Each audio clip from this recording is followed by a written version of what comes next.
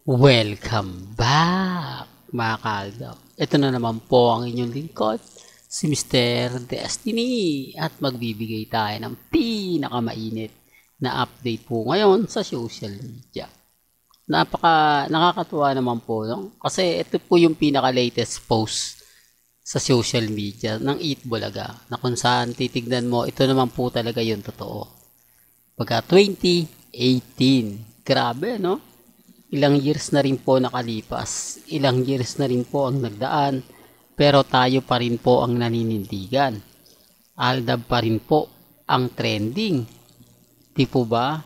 At kumbaga, yung solo project ng dalawa, talaga naman pong tayo pa rin ang wagi. Sabi ko nga po sa inyo, dito po sa fandom ng Aldab, lahat po kami nagkakaisa.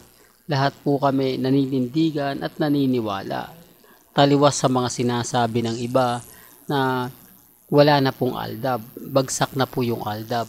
Hindi naman po kami nakikipagtalo po sa kanila, pero bakit nga po ba sila inis na inis sa mga ina-update natin? Dahil tayo po yung pinagpepiestahan, tayo po yung nangunguna, tayo po ang kumbaga bida sa social media na hindi po nila matanggap na kahit anong gawin po nila, na kahit anong i-post nila, hirap na hirap sila mag-trending.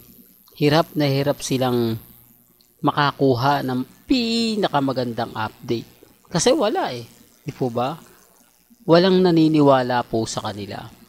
Kaya nga po, questionable yung mga nangyayari at nagaganap. Kasi kung titignan nyo lang po yung pa-anime guys sa mga post at yung bigote ni Congressman Arjo, may mali di po ba? Kung mapapansin nyo, yung paa lang po ang taba Sa bagay mga kaaldab, kumbaga ilang taon din naman po, 3 years, 2 years, nagbago. Di po ba? Malaki talaga pinagbabago, pero hindi naman ganun kalaki. Hindi naman siya ganun katindi.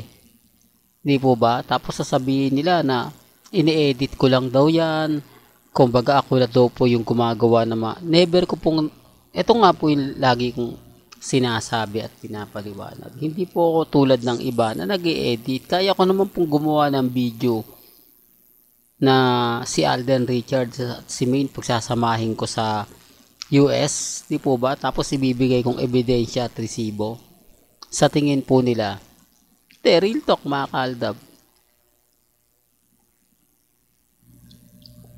Para lang klaro, para lang maipakita. Ang problema lang po mga kaaldab, may mga point, may mga bagay-bagay nga po na kapag ginawa po natin yan, wala na, di po ba? Wala na tayong pinagkaiba sa kanila. Kasi sa akin po, kung ano po yung natural, yun lang naman po tayo. Hindi natin kailangan pamanlin lang, mag-edit para lang po mapatunayan sa kanila na tama po tayo. Hindi na, kasi mahirap po talagang paniwalaan o makakuha ng atensyon sa mga baguhan. Talagang makikipagbangayan ka ng mga salita, makikipagdebate ka sa kanila. Yan ang sinasabi ko na hindi nila nagigets. Hindi katulad ng Aldab Nation, madali kami nagkakaintindihan. Madali kami nagkakaunawaan. Tapos sila hindi. Siyempre, 2022 yan 2023, 2024. Wala na po yung mga, hindi na po nila alam ang buong istorya. Hindi na po nila alam ang buong kwento. Dahil, kumbaga, nandun na yung point na wala na binura na ng mga management, binura ng AB, ng GMA Network, ng PEP, lahat ng mga website na malalaki. Ang mga photos nakuha nga po nila Mengay at ni Alden at mga post ng GMA Network. Kaya nga po may mga bagay-bagay na pagka nagkaroon ng bulilyaso, kaya nga po malakas ang loob namin. Naninindigan kami.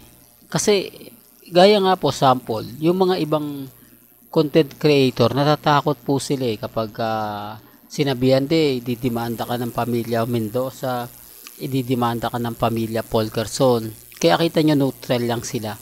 Hindi nila masabi na kumbaga totoo. Pero yung Aldab, lagi nilang sinasabi na, hindi, sabi ng Aldab, ganito, sabi ng ganon, etc. etc. Di po ba? Kaya nga po ako kampante. Kasi once na magkaroon po ng mga debate na ganyan, once na ipatawag po ang mga true-blooded Aldab Nation, maglalabas naman tayo ng mga video Video na kung saan nga po talaga galing mismo kay Daddy Bay, kay Tatay Dab, kay Nanay Dab. Hindi man po masasabing direkta, pero may laman. Di po ba? Mga salitang, kumbaga, salitang matalinghaga. Di po ba? Malabalagtas. Pero kung susuriin at susumain po ninyo, yun po yung nagsasabi na may karelasyon o magkarelasyon na nga sina Alden Richards at si Maine Mendoza. Saksi ang mga kapitbahay ni Mengay. Saksi ang mga photos, mga video nila Mama Ten, nina Alden Richards, at ni Dean, nila Colleen, nila Nikki, sa pamilya Mendoza.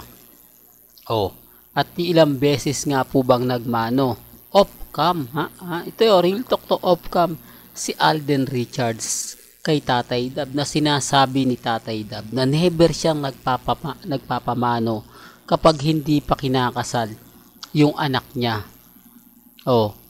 Di ba asawa ni Colleen, 5 years daw pong hindi nakamano kay Tatay Dab, samantalang si Alden Richards, baka may mag-react yan hindi sa Itbulaga yan kumbaga sabihin nila na Itbulaga yan, kumbaga pakitang tao lang, respeto, kumbaga national TV, nandun na tayo, meron nga po yun. Pero yung off-cam sa event, real talk off-cam sa event, doon makikita nyo, doon malalaman ninyo na totoo yung sinasabi ni Mr. Destiny. Kasi kung nagka-encounter, di po ba, papakita ko lang yung 3 beses na pagmano ni Alden Richards kay Tatay Dab, off-cam Kahit saan yun, panoorin yun ng mga live sa Facebook, hindi nyo makikita. Kasi nga po, private yung event na pinuntahan natin ng Aldab Nation. At doon na ispatan mo. Di po ba? At bakit sasabihin po ni Tatay Dab na wag nyo nang hanapin sila Mengay at si Alden? Alam naman natin na sila yung magkasama. Hindi po namin alam na sila yung magkasama. Di po ba? Kaya nga po hindi magawa ni Nanay Dab, mga ka-Aldab, na gisahin tayo. Although banatan tayo na masasakit at maanghang na salita para lang manahimik tayo. Pero yung gagawin niya, ididemanda ang Aldab, kakasuhan yung Aldab, malabo niya pong gawin. Hindi po kayang gawin ni Nanay Dab yan. Kasi una sa lahat, siya po yung nagpaasa. Siya po ang nagbigay pahiwatig sa Aldab Nation. Lalo na po yung isang hotel na pinuntahan nga po ng Aldab. Doon pa lang po sa gate o sa kumbaga nasa dulo ng dila ako, harap ng hotel, sinabi na ni Nanay Dab, di po ba, magkita-kita tayo sa binyag. Ito'y private, mabibilang mo lang ang mga mamis na naandun. Mabibilang mo lang yung mga taong sinabihan ni Nanay Dab. Ang kagandahan lang po rito, hindi po alam ni Nanay Dab na nakukunan na po siya ng video.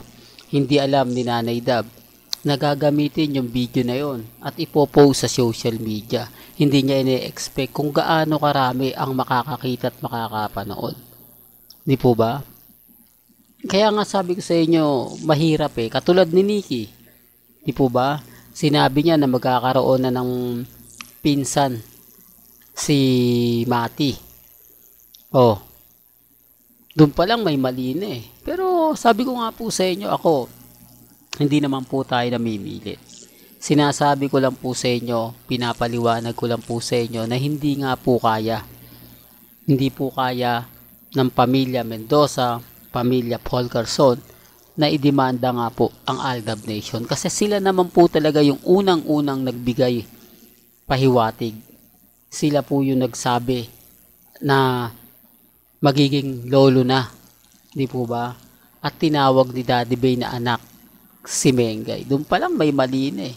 Pero gaya ng sinabi ko, wala pong pilitan. Kung ano po yung paniniwala po ninyo, nire-respeto po natin yan at kinagalang.